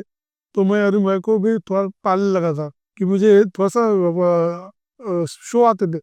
मैं डांस शो भी करता था ना पहला, तो मैं शोज़ पे कभी आउटडोर चला जाता था। तो आउटडोर में 15-15 दिन, एक एक महीना। फिर मैं इंडिया के बाहर भी शोज़ करने गया हूँ, तो वहाँ पे 3-3 महीना शोज़ करता था। तो उसके वजह से ही फिर मेरा डिफरेंट बढ़ते बढ़ते बढ़ते बहुत बढ़ गया। फिर एक दिन खबर आई कि अरुण भाई का ऐसा ऐसा, न्यूज़ में पढ़ा, देखा मैंने कि अरुण भाई को हार्ट अटैक आया सेट के ऊपर। तो उसके बाद तो फिर दिल ही टूट गया कि वो सेट पे जाऊँ कैसा। फिर अरुण भाई को फिर वो दिल हो जाएगा। फिर इसलिए मैं गया नहीं, क्योंकि अरुण भाई नहीं थे वहाँ पे, तो फिर जाके फायदा नहीं। हालांकि सारे लोग अच्छे थे, लेकिन जो लगा मेरा अरुण भाई के साथ में था, जिन्होंने मुझे इतना बड़ा काम दिया था, वो आदमी, इसलिए मैं फिर गया नहीं उधर में। हाँ, कभी कभी जाता हूँ। अभी 2 साल पहले ही मैं ऑल इंडिया सिने वर्कर्स एसोसिएशन है, जो 15 अगस्त के दिन हर स्टूडियो में जाके तिरंगा झंडा देती है, देती है, वो रिप्रेस करती है, वो अपने स्टूडियो के सामने लगा। तो हम हर साल ऐसे जाते हैं। तो लास्ट टाइम मेरी डेटा भाई से भी ऐसी मुलाकात हो गई थी, उनको मैंने झंडा उन्हें दिया था। तो हम लोग वो टाइम पे, लास्ट टाइम डेटा भाई से मेरी ये मुलाकात हो, वो भी खुश हो गए, क्योंकि बहुत दिनों के बाद मैं उनको मिला था। तो क्या तारक मेहता के बाद में आपने कोई ऐसा कोई बड़ा शो किया? मैंने तारक मेहता के बाद मैंने एक मूवी में काम किया, उसका नाम था मराठी पिक्चर सीईओ, और साहिब साहिब नाम की मराठी मूवी है, जिसके अंदर जो लीड में थे अमोल कोल्ली जी, जो आज खासदार है शरद पवार जी की पार्टी से, और मोहन जोशी सर थे। और मैं उसपे मोहन जोशी जी का छोटे भाई का रोल कर रहा था, एज ए नेगेटिव कैरेक्टर था मेरा, और अच्छा रोल था, बड़ा रोल था। वो किया मैंने, एक क्लीन की मराठी मूवी। उसके बाद ऐसा कोई उसके बाद छोटे-मोटे मल्टी सीरियल करते आए हो। फिर हिंदी में भी किया हो सीरियल, जैसे वीर शिवाजी, झांसी की रानी, क्राइम पेट्रोल, एंटरटेनमेंट के लिए कुछ भी करेगा, ओके। ऐसे बहुत सारे शोज़ थे, वो किया हूँ मैंने ऐसे। बाद में शोज़ भी करने लगा, शोज़ भी चालू किया हूँ। मैं किया था तभी, तो शोज़ भी जाता था, आउटडोर वगैरह, वो सब किया। तो अभी आपके शोज कंटिन्यू है? नहीं, अभी शोज़ थोड़ा कम कर दिया हूँ, क्योंकि अभी मैं जो सीरियल में ज़्यादा ध्यान दे रहा हूँ कि एज अ विकी सबकाले, एज अ मेरा खुद का कैरेक्टर आवे गोविंदा भाई को थोड़ा सा। मैं सोचूं नहीं, ये नहीं कि छोड़ू, गोविंदा भाई कोई अच्छे हुए ना, तो मैं गोविंदा भाई के आज भी शोज करता हूँ, और हमेशा करते रहूँगा, मरते दम तक वो मेरा जाएगा नहीं। लेकिन सोचो कि एक आधा कोई अच्छा कैरेक्टर मिल जाए, नेगेटिव कैरेक्टर हो, तो उस फिल्म में कोई मुझे कोई नेगेटिव कैरेक्टर दे दे, उस फिल्म में हो, कोई आपके माध्यम से अगर कोई मेरी बात सुन रहा है, तो प्लीज। ज़रूर, ज़रूर। जैसा कि आपने बताया कि आपने झांसी की रानी सीरियल भी किया, वीर शिवाजी भी किया, तो क्या आपको उसमें वैसी प्रसिद्धि मिली जैसा कि आपने आपको तारक मेहता में मिला? नहीं, प्रसिद्धि तो वैसी नहीं मिली, लेकिन हाँ, उनके वजह से मेरा काम, मुझे दूसरे काम मिले, जो और सीरियल में भी काम किया, तो उनके वजह से काम मिला मुझे। क्योंकि प्रसिद्धि इसलिए नहीं मिली, क्योंकि उसमें मेरे अलग-अलग कैरेक्टर होते थे। झांसी की रानी मैंने कम से कम 10-12 एपिसोड उनके भी किया मैंने, तो उनमें भी कभी-कभी मैं राजा बनता था, कभी-कभी गाँव का एक गाँव वाला बनता था, कभी-कभी फॉरेनर बनता था, कभी लेडीज़ का किया हुआ है इसके अंदर। तो ऐसे अलग-अलग कैरेक्टर बनता था, लेकिन गेटअप के साथ होता, कभी मूंछ लगा दिया, कभी विग पहना दिया, तो ज़्यादा पब्लिसिटी नहीं होती थी, पहचान नहीं होती थी। लेकिन किया हूँ, लेकिन उनसे उनसे काम सीखने को बहुत अच्छा मिला। अलग-अलग कैरेक्टर डेवलप करने के लिए मिलते हैं अच्छे-अच्छे, एक्टिंग के ज़रिए वो अच्छा मिला, सीखने को अच्छा मिला कैरेक्टर्स। विकी जी, ये जो फ़ोटो है काफ़ी ज़्यादा इंटरेस्टिंग है। आपका गेटअप बहुत ही ज़्यादा इंटरेस्टिंग लग रहा है। तो आप बता सकते हैं ये कौन-से सीरियल का है? मैडम ये फ़ोटो वाक़ई में बहुत इंटरेस्टिंग है क्योंकि ये है वन मानुष का एक कैरेक्टर कर रहा था मैं। सीरियल थी अदालत, रोनित रॉय वाली। और वहाँ पे उनका एक एपिसोड था कि वो प्लेन से कहीं जाते हैं और प्लेन अचानक खराब होने से एक जजीरे के ऊपर लैंड करता है और वो सब प्लेन के अंदर 4-5 लोग रहते हैं। एक रोनित रॉय ने पकड़ा हुआ गुंडा रहता है, जज रहता है, ऐसे लोग रहते हैं। तो स्टोरी देती है तो जजीरे के ऊपर उतरते हैं तो जजीरे के ऊपर एक खून होते रहते हैं, सबके खून होते हैं, ये सारे खून होते हैं। और वहाँ पे मैं वन मानुष हूँ, मेरे पे भी जो मैं करता हूँ, मैं वन मानुष हूँ। तो इस मेकअप करने के लिए मुझे 4 घंटे लगते थे, 4 से 4.5 घंटे। और इस 4 उसके बीच में मैं कुछ खा नहीं सकता था, पी नहीं सकता था, खा पी सकता था खाली, लिक्विड पी सकता था, वो भी वो स्ट्रॉ डाल के पी सकता था, लेकिन खा नहीं सकता था। मेकअप लेकिन से? हाँ, मेकअप क्योंकि पैर के नाखून से लेके सर तक इतना मेरा मेकअप हुआ था। और मैडम क्या बताऊँ, कलर जो काला कलर था, उन्होंने कोई ऐसा मेकअप लगाया था कि वो जब मैं शाम को निकाल के जाता था, वो निकलता भी नहीं था। अरे बाप! बस 2 दिन मेरा 2 दिन शूट था, लेकिन 2 दिन हालत खराब हुई थी मेरी। वाटरप्रूफ कुछ यूज़ करते थे क्या? पता नहीं, मैं उनको बोला भी था कि बाबा ये निकल रहा है मेकअप, मेकअप दादा को बोला था कि मेकअप निकल रहा नहीं है। अरे सर निकलेगा, घसो। अरे कितना घसो? जनरली हम लोग बहुत सारे ऐसा देखते हैं कि बनमानुस के ड्रेसेस भी आते हैं, तो आप ड्रेसेस क्यों नहीं? नहीं, नहीं, नहीं, नहीं, तभी मैं कैसे मेरा ओपन था पूरा, मैं पूरा पूरी ओपन बॉडी थी मेरी, खाली एक झाड़ वाला वो था, एक लंगोटा बन के दिया था, बाद में पूरा ओपन। अच्छा उसके अलावा आपको एक बात बता रहा हूँ, मैं पूरा ऊपर होने से वो लैंड करता है शूट प्लेन के अंदर, प्लेन लैंड करता है और मेरे पूरे सीन प्लेन के अंदर से। और वहाँ पे हम लोग शूट कर रहे थे तो एसी थी, एसी चलती थी, मैं पूरा ओपन था, तो मुझे सर्दी बहुत लगती थी और ठंडी में शूट था और सर्दी में मुझे बहुत ठंडी लगती थी, मेरे सीन होते नहीं थे। तो डायरेक्टर भी थोड़ा ये होता था, मुझे भी चिढ़ता था, लेकिन मैं क्या करूँ, ऊपर में वो एसी चल रही है, तो बंद भी नहीं कर रहे हैं, कुछ नहीं कर रहे, तो कैसे मुझे बहुत ट्रबल हुआ था। लेकिन उसके बाद ट्रबल होने के बाद ये जो एपिसोड हुआ, बहुत बढ़िया एपिसोड, 2 दिन एपिसोड चला ये, बहुत बढ़िया एपिसोड हो गया था वो। तो आपने उनको एसी बंद करने के लिए क्यों नहीं बोला? पता नहीं शायद किसको दिन ऐसे काम नहीं चलता होगा, या तो फिर नहीं, नहीं, आपने क्यों नहीं बोला? नहीं, मैं ज्यादा ये नहीं करता था, क्यों मैं क्यों देखो मैं छोटा मोटा एक्टर था, आर्टिस्ट था, काम मांगने वाला। जब मुझे कोई 1-2 काम तो मैं अपनी डिमांड क्यों रखूँ, मुझे मैं वो मेरी प्रॉब्लम बताता था। अब वो उनको समझना चाहिए कि एसी बंद करना चाहिए क्या नहीं बंद करना चाहिए, मैं मेरा प्रॉब्लम बता दिया। मैंने उनको नहीं बोला कि बाबा आप एसी बंद करो या मुझे ये हो रहा है तो मैं नहीं करता हूँ, मैंने ये नहीं बोला, मैं करूँगा, मैंने लेकिन प्रॉब्लम बता दिया, उन्होंने समझना चाहिए था एसी बंद करके जो भी। लेकिन शायद किसी दूसरे एक्टर को आर्टिस्ट को शायद उसको लगता होगा शायद एसी बिना मे बी। ऐसे। तो आपने रोनित रॉय सर के साथ भी काम किया, तो उनके साथ काम करने का एक्सपीरियंस? बहुत बढ़िया, बहुत बहुत बहुत अच्छे इंसान है, वो भी बहुत अच्छे एक्टर है, बहुत बढ़िया एक्टर तो अच्छे ही है, लेकिन इंसान भी बहुत बढ़िया है, बातचीत में सबसे अच्छा। कोई ऐसा इंसिडेंट जो आप दोनों का हो, कोई ऐसा वाकया है? इंसिडेंट क्या मैडम, वही है, सब ऐसे खाते पीते हो। अभी आर्टिस्ट लोग भी तो पर्सन, मैं पहली बार मिला था उनसे और मैं फैन था। अभी उनकी पिक्चर देखा था, जान तेरे नाम, बॉम्ब ब्लास्ट। और मैं उनको बताया था मैंने कि जब मैं डांस किया करता था तो मैंने जान तेरे नाम का एक गाना गाता था, दिल के अच्छे से अपनी जान तेरे नाम कर दूंगा, ये गाना मैं स्टेज के ऊपर किया करता था। तो रोनित भाई ने मुझे बोला था, यार सही में? बोला हाँ सर सही में, आपको मैं डांस करता था, मैंने बहुत सारे शोज में आपका डांस किया हूँ। तो बोले यार मुझे कभी दिखाना है, कभी दिखाना मेरे को डांस। बोला बताओ सर, आप वो पे क्या दिखाऊंगा डांस में, तभी मैं पूरा गेटअप के साथ, लेकिन बोले दिखाना कर। और विकी जी, जैसा कि आपने बताया कि आप वन डे टू डे करते थे, तो कोविड के टाइम पे तो आपको बहुत परेशानी हुई होगी, तो आपने उस सिचुएशन में कैसे मैनेज किया? ये सही बात है मैडम, परेशानी तो थी, सबको भी थी और मेरे को बहुत ज्यादा थी, इतनी ज्यादा थी कि एक टाइम पे मैंने कुछ काम नहीं चल, 1 साल तो कुछ काम ही नहीं चल रहा था किसी का भी। लेकिन जैसे तैसे 1 साल के बाद कुछ कुछ लोग शूटिंग चालू किए थे, चोरी छुपके चालू कर रहे थे, या तो रूल्स और रेगुलेशन के साथ मास्क वास्क लगा के काम कर रहे थे, तो ऐसे कुछ शूट चालू हुए थे। तो ऐसे ही बड़े बड़े शूट तो कोई चालू नहीं होता, कोई मूवी चालू शूट नहीं चल रही थी, कोई बड़ी सीरियल की शूट नहीं चल रही थी। लेकिन जो होते ना प्राइवेट जो ऐप होते हैं, उनके ऊपर जो उल्लू चैनल जैसे उनकी छोटी छोटी होती थी शूट वगैरह।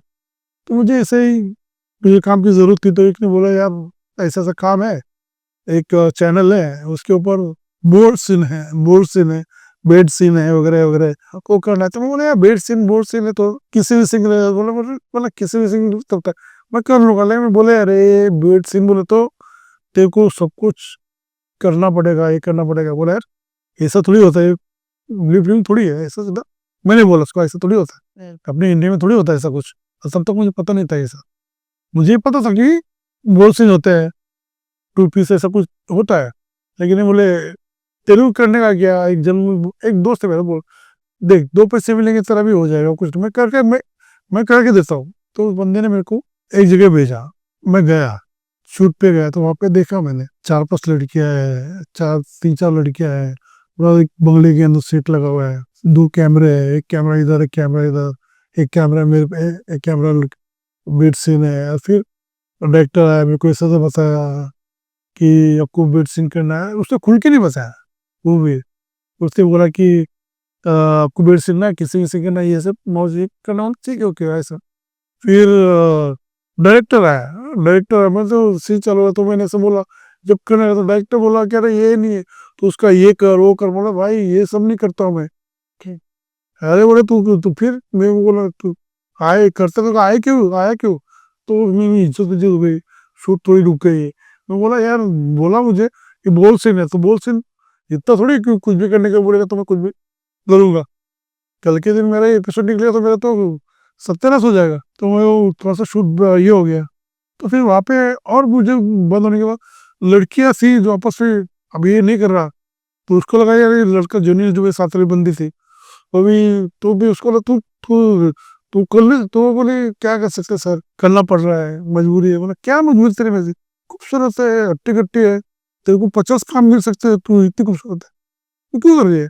तो बोलते सर मैं ऐसी एक के साथ आई थी, मैं को यहाँ लेके आया शूटिंग के बहाने, मुझे मेरा पैसे वैसे थे सब कुछ थे, मेरा खत्म हो गया। फिर मैं अभी वो मेरे पैसों से लेके खत्म हो भाग के चला गया। मैं अकेले रहती हूँ पेइंग गेस्ट में, अब मुझे वहाँ पे भाड़ा देना पड़ता है। मेरा मैं स्टूडियो में जाती हूँ तो मुझे भाड़ा है, पैसा है, खुद के है, तो मुझे करना पड़ता है। और सब काम बंद है, मैं क्या करूँगी, मजबूरी मुझे ये सब करना पड़ रहा है। तो उसने मेरे को सब बातें बताई कि मैं भी नहीं करना चाहती हूँ, नहीं कर रही हूँ, हाँ तो 15-20 दिन से कर रही हूँ। तो मैंने उसको देख के उसकी बातें सुन के मुझे इतना फील हो गया कि यार बहुत गलत हो रहा है ये। और लड़की इतनी खूबसूरत बेचारी बेचारी किसी ने पहले से उसको धोखा दिया, और डायरेक्टर ये लोग भी और भी उनको लूट रहे उसके ऊपर। बोले तो बोल भी नहीं सकता इससे उसका हालत को देख के। मैं बोला पापा, मैंने हाथ जोड़ दिया शूटिंग में, वो डायरेक्टर से भी उनको सॉरी बोल दिया, मैं नहीं कर पाऊंगा। अरे नहीं बोले सर आपको करना पड़ेगा, नहीं तो आपको यूनिट का पूरा ये खर्चा, पूरा शूटिंग का पूरा खर्चा आपको देना पड़ेगा, ऐसा करूंगा पुलिस कंप्लेंट कर। बोला भाई मैं करूंगा नहीं, आप कंप्लेंट करो, मैं कंप्लेंट का आप पकड़ोगे, मैं नहीं, मैं बोलूंगा ऐसा ऐसा मैं नहीं करना चाहता, मैं एक्टर हूँ, मेरा नाम है तो मैं नहीं कर सकता ये सब। मेरे घर वाले क्या बोलेंगे, घर वाले लोग क्या बोलेंगे कि ये करने यही बाकी था क्या अभी। एक तो मैं ऐसे 2-3 कांड कर चुका हूँ, और मैं अभी ऐसे अभी अच्छा हो गया तो ये करो, मतलब नहीं। तो ऐसी इज्जतबाजी करते करते उस बंदे ने मुझे गाड़ी भाड़ा तक नहीं दिया था। तो मैं वहां से किसी से अपने ऑटो जो किसी ने दिया था, 100 रुपये किसी से लिया था, और 100 रुपये से मैं वो शूट भी एवूर में था, थाना एवूर बोलते ना उधर था, वहां से मैं कुर्ला आया।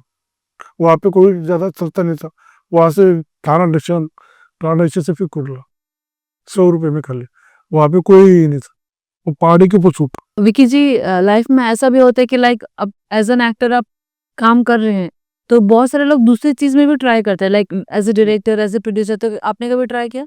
जी जी जी, मेरा एक ड्रीम था, आज भी ड्रीम है वो।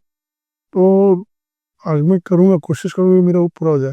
मैंने 2000 मेरे ख्याल से 2012 में 12-13 में मेरा अच्छा वीक चल रहा था, सारा करता होता ये सब मैं कर रहा था, तो पेमेंट पैसे वगैरह अच्छा, बाहर से मेरे पेमेंट बहुत अच्छे आ रहे थे। फिर मेरे शोज भी मैं कर रहा था तो अच्छा पेमेंट आता था।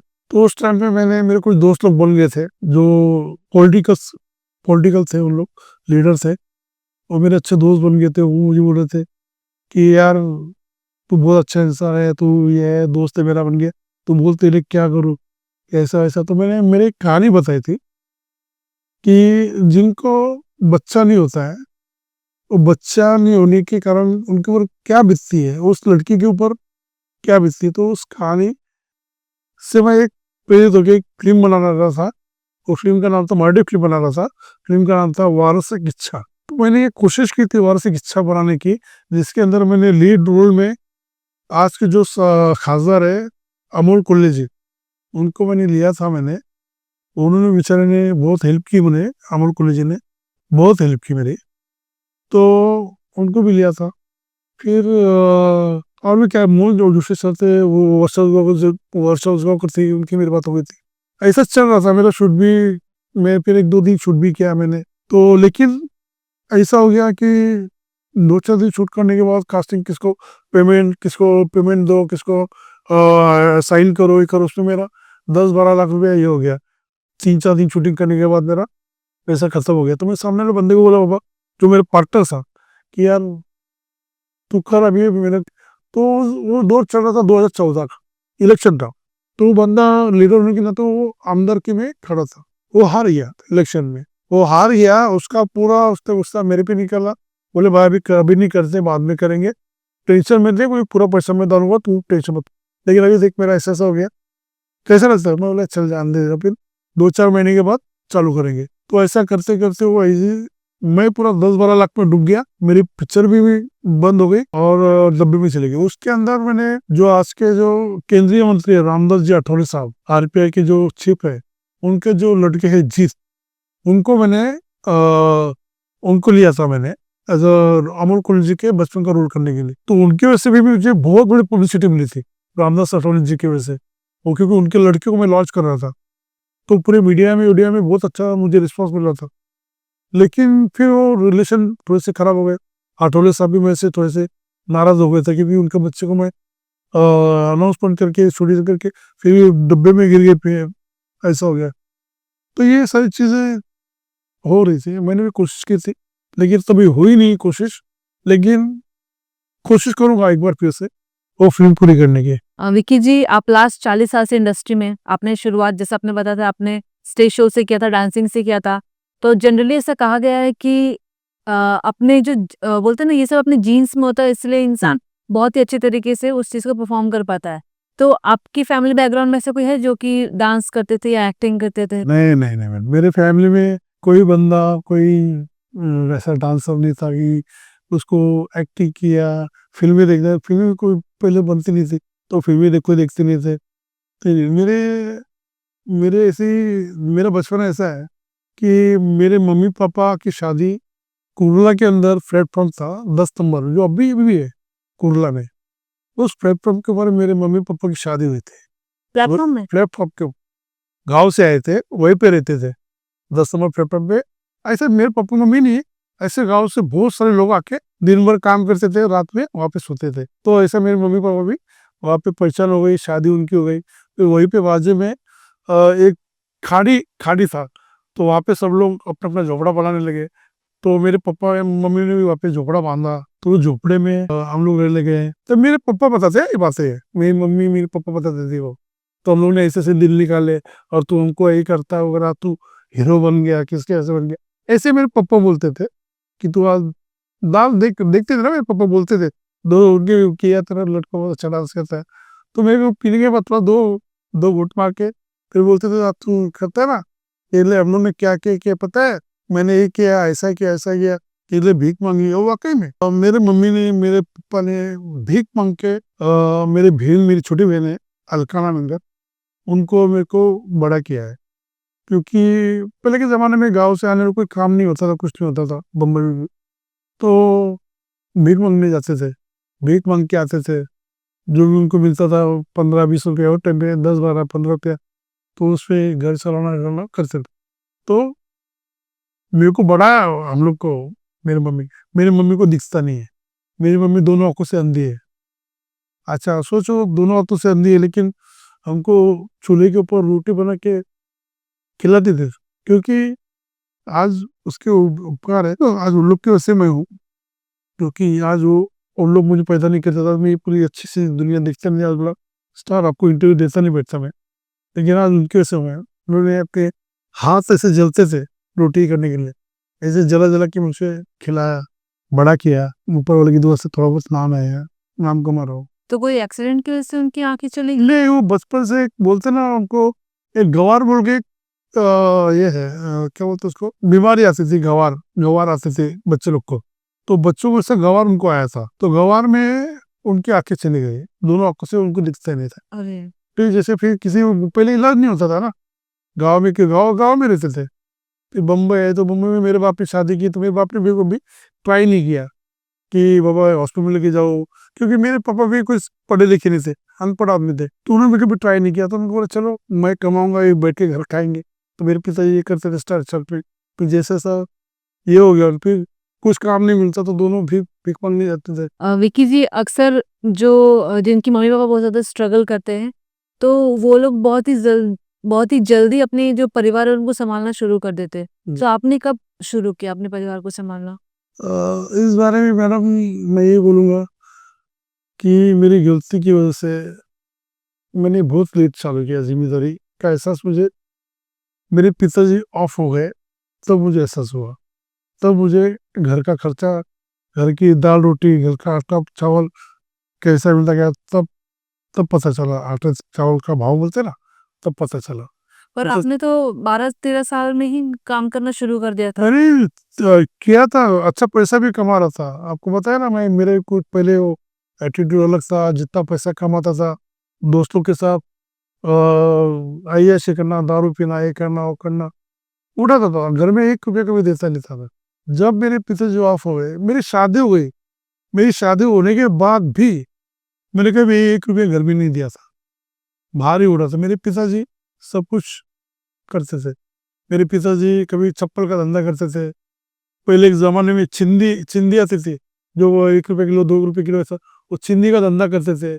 मेरी मम्मी और मेरे पापा उल्लासनगर में जाते थे, पापड़ आता था वहाँ पर, पापड़ पापड़ खाते होंगे, वो पापड़ ऐसा टोकरी भर के गली गली में बेचते थे मेरे मम्मी पापा, तो ऐसा ऐसे करके वो घर चलाते थे। मेरी शादी होने के बाद भी मैं कभी पैसा नहीं देता था कुछ भी, मेरे पापा सब कर लेते, तो मेरे को उन्होंने कभी मांगा ही नहीं, ऐसा से नहीं कहना कि तू दे पैसा क्यों दे, वो मेरा काम था, देना चाहिए था, लेकिन नहीं दे पाया, ये मेरी बहुत बड़ी बचपन से आपने गलती। देखा रहेगा, मतलब जो आपकी फैमिली की जो सिचुएशन है, जैसे हम भी रहते हैं तो हम बचपन से देखते हैं कि हमारे मम्मी पापा किस तरीके से हमको पाल रहे, बड़ा कर रहे हैं।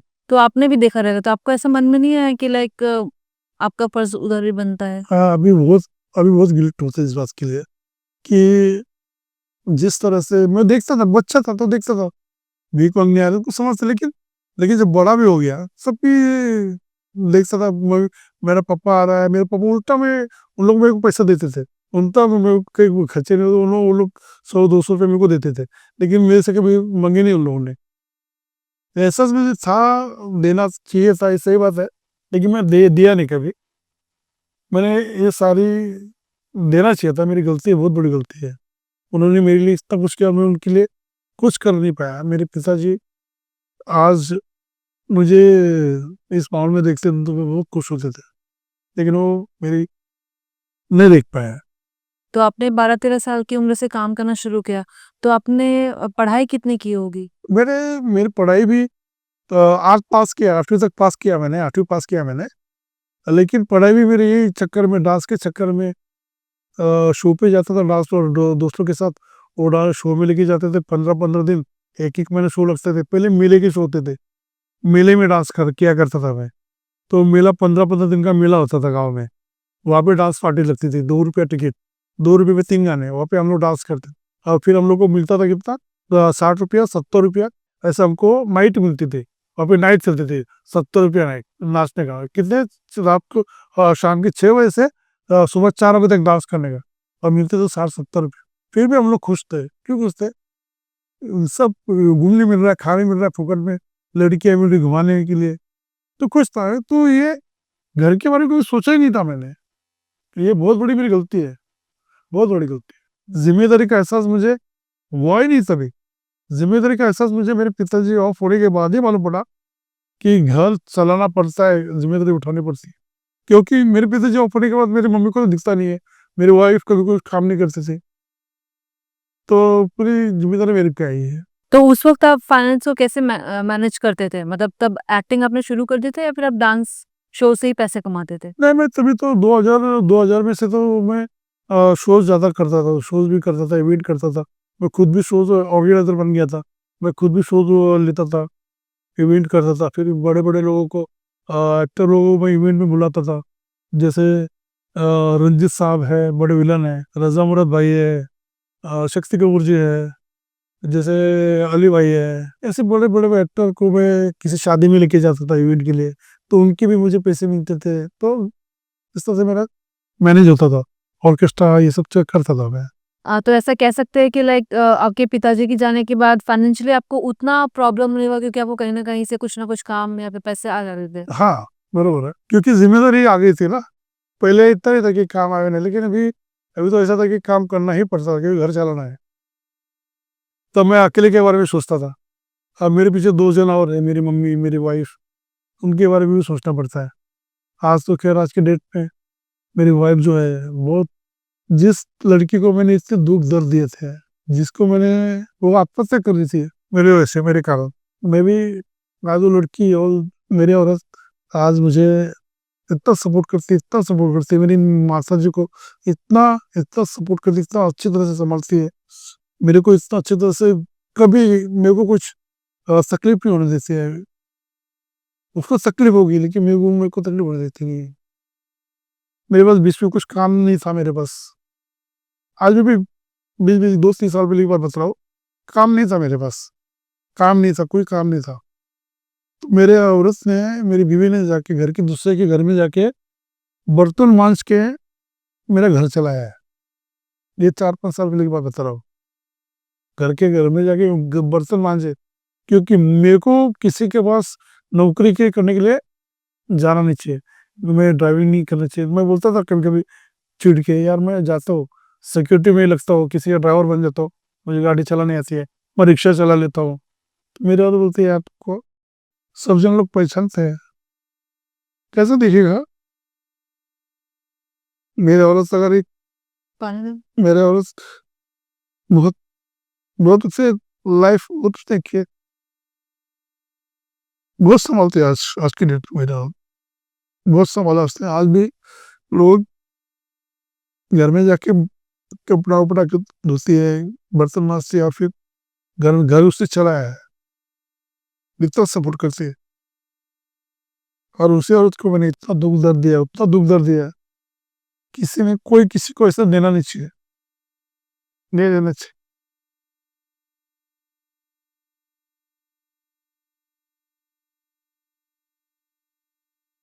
विक्की जी मैं ये कहना चाहूँगी कि आप बहुत ही किस्मत वाले हैं कि आपको ऐसी वाइफ़ मिली। मतलब जनरली कोई अगर ट्रैक पे नहीं रहता है, तो जो वाइफ़ रहती है वो उनको रास्ता दिखाती है। तो आपकी वाइफ़ ने आपके लाइफ़ में वो काम किया है। जी, बहुत-बहुत। मेरी बीवी पढ़ी-लिखी नहीं है, लेकिन जो काम करती है ना, कोई पढ़ा-लिखा भी इतना समझदारी से काम नहीं करेगा। अगर उसकी जगह पे कोई दूसरी होती है ना, तो मुझे कब से मेरे पीछे पे पिछवाड़े पे लात मार के भगा देते थे मेरे को, और खुद का अलग संसार करते थे। लेकिन उसने कभी ऐसा नहीं किया। मेरी माँ दिखता नहीं मेरी माँ को, मेरी माँ को कभी छोड़ा नहीं, मेरे को कभी छोड़ा नहीं, मेरी बहन को कभी तकलीफ नहीं दिया। एक ही बहन है छोटी बहन है, वो बेचारी अपने घर पे रहती है आदमी के साथ, लेकिन कभी उसको ये नहीं किया है। ऐसी मेरी बीवी है, लेकिन क्या हूँ जिसको ये मेरे को बहुत पहला सोचना चाहिए था, जो अभी उसके वजह से सोचना पड़ा और पर देखा है। कोई बात नहीं, अभी आपकी आगे की और भी ज़िंदगी है, आपकी वाइफ़ के साथ है, तो आप अभी कोशिश कीजिए कि उनको जो खुशी आप पहले नहीं दे पाए, अभी आप उनको वो खुशी दें। ज़रूर मैं तो कोशिश करूँगा कि मेरी बीवी को जितना मैं उसकी प्यार कर सकूँ, रिस्पेक्ट तो बहुत है, लेकिन मेरी भी उम्र लग जाए मेरी बीवी को, मैं ये सोचता हूँ। ऐसे बहुत सारे लोग होते हैं, जो अपने लाइफ़ पार्टनर को आफ्टर शादी ग्रांटेड में लेते हैं। मतलब उनके लिए टाइम नहीं देते या फिर उनको लगता है हाँ, मेरे लिए है ना, फिर ठीक है, साथ है, काम कर रही है, व ऐसा लेते हैं। तो उन लोगों को आप क्या कहना चाहेंगे? मैं उनसे तो हाथ जोड़ के विनती करूँगा कि दोस्तों, प्लीज ऐसा ना करें, अपने पार्टनर को रिस्पेक्ट दे, उनके ऊपर विश्वास करें। और जितना अपने पार्टनर को आप रिस्पेक्ट दोगे, प्यार करोगे, उनकी इतना जितनी इज्जत करोगे, वो आपको आगे चल के बहुत आपके काम आएंगी। क्योंकि आपकी बीवी जो होती है, आपकी जो बेचारी, वो आपके घर छोड़ के, खुद का घर छोड़ के वो आपके पास आती है, और आप वो आपके ऊपर ट्रस्ट करती है, और फिर आप उनको छोड़ के किसी और के चक्कर में पड़ोगे तो ये गलत है। और मैं अभी इसलिए बोल रहा हूँ क्योंकि मैंने भी बहुत कुछ किया पाप, इसलिए मुझे गलती की सज़ा मिल गई। जो मैंने किया वो आप ना करें, यही आपसे विनती है। और विकी जी, अगर कोई आपको कांटेक्ट करना चाहे इवेंट के लिए या फिर कोई परफॉर्मेंस के लिए, तो वो कैसे कांटेक्ट कर सकता है? मैडम, मैं इवेंट के लिए कोई अगर मुझे बुलाना चाहे तो मैं आपका आभारी रहूँगा। मुझे एक काम की ज़रूरत है। मेरा नंबर इस जब ये टेलीकास्ट होगा तो उसके नीचे स्क्रीन के ऊपर चलते रहेगा, और जब भी किसी को ज़रूरत पड़ेगी मुझे कभी भी फ़ोन कीजिएगा, मैं आपकी सेवा के लिए हाजिर रहूँगा। Thank you. तो अगर आपको अगर आप चाहते हैं कि आप विकी जी को अपने इवेंट पे या फिर कोई परफॉर्मेंस के लिए, कोई शो के लिए बुलाना चाहते हैं, तो हमारे डिस्क्रिप्शन बॉक्स में इनका नंबर दे देंगे। आप उनको वहाँ से कांटेक्ट कर सकते हैं और अपने शो में इनवाइट कर सकते हैं। विकी जी, आपसे बात करके बहुत अच्छा लगा, काफ़ी कुछ सीखने को मिला और काफ़ी सारे हमारे ऑडियंस को भी ये सीखने को मिला होगा कि हमारा पाप क्या हमें इसी जन्म में मिलता है। जी, जी। तो आप जितना हो सके उतना अच्छाई के रास्ते पे चलो। जी। तो आपसे बात करके बहुत अच्छा लगा। Thank you so much. आप इतना लंबा ट्रैवल करके हमारे इधर आए, पॉडकास्ट में अपना कीमती वक़्त दिया। Really thank you. बहुत-बहुत शुक्रिया आपका भी। आप लोगों ने मुझे बुला के मेरी दुःख भरी, हँसती हुई अपनी सारी चीज़ें एक बार फिर से मुझे अपने बोलने का मौका दिया, और लोगों के सामने फिर से एक बार मैं आया हूँ। कुछ गलती हुई तो क्षमा कर दीजिएगा। चाहता हूँ कि आप देखो, और हमारे मैडम के जो चैनल है उनको आप सब्सक्राइब करो, व्यूअर्स लाइक करो, थैंक यू। और ज़रूर देखो।